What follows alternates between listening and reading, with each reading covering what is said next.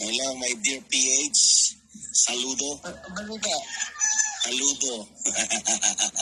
Okay, may lakad ka. Nakamadali pa. Hindi, paalam na muna ako dito sa social media. Ay, narinig kita kanina. Ayan mo't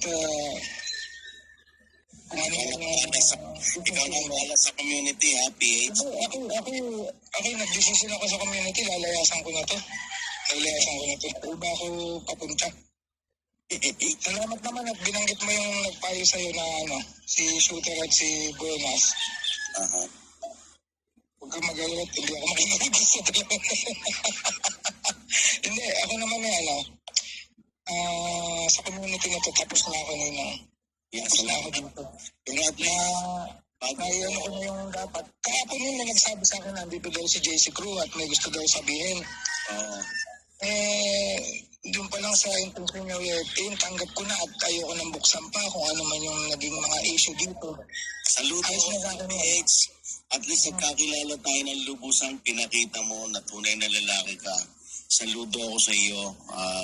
Sana nga, because of this community, you and I make the history.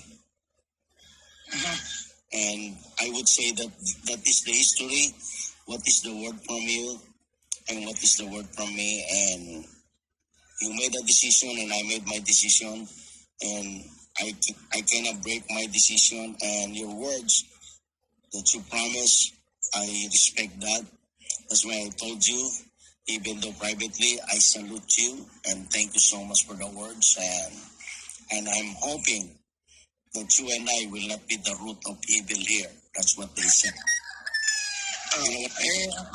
Ang sa akin lang kasi yung magagawa ko hanggang kaya ko, ginawa ko na.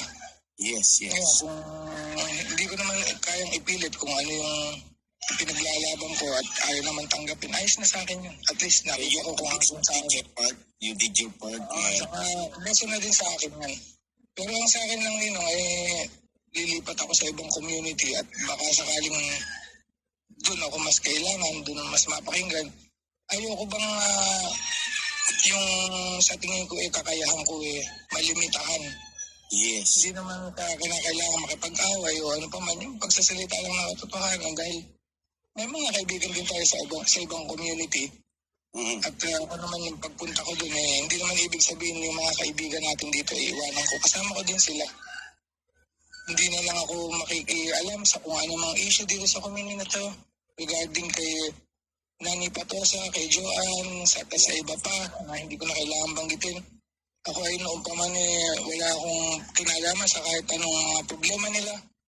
Yung aking sariling pinaglalaban tinuldukan ko na at hanggang doon na lang yun.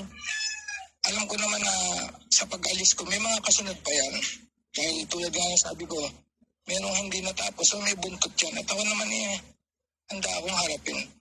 Kung sila galit pa sa akin, ako hindi na ako galit ninong. Lang sa akin yan. Thank you.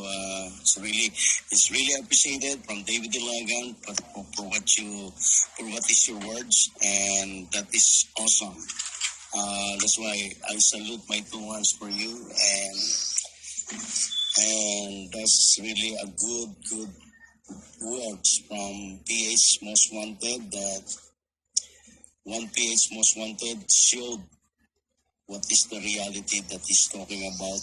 He made himself to be what he is before people can hear and listen to what his point of view. Nakakalungkot.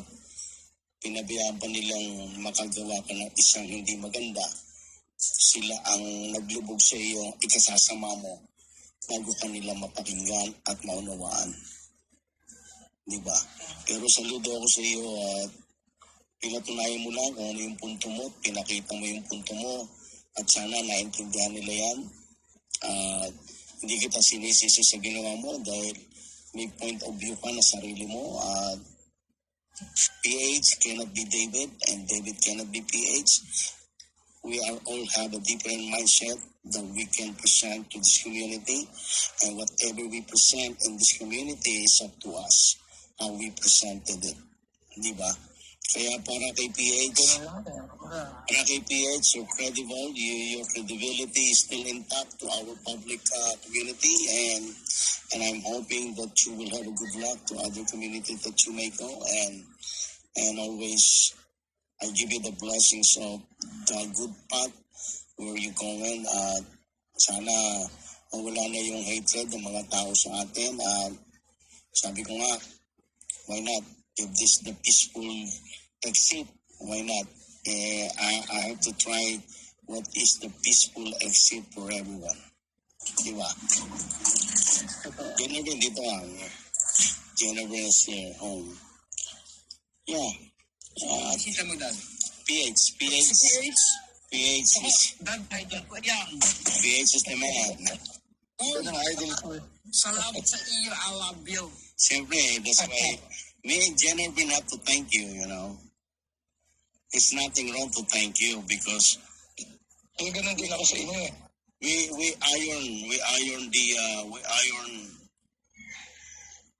iron what is the problem around, and I'm hoping that we will see this community with harmonious and smooth around with every channel, and I hope that they will prove themselves they're really a good influencer.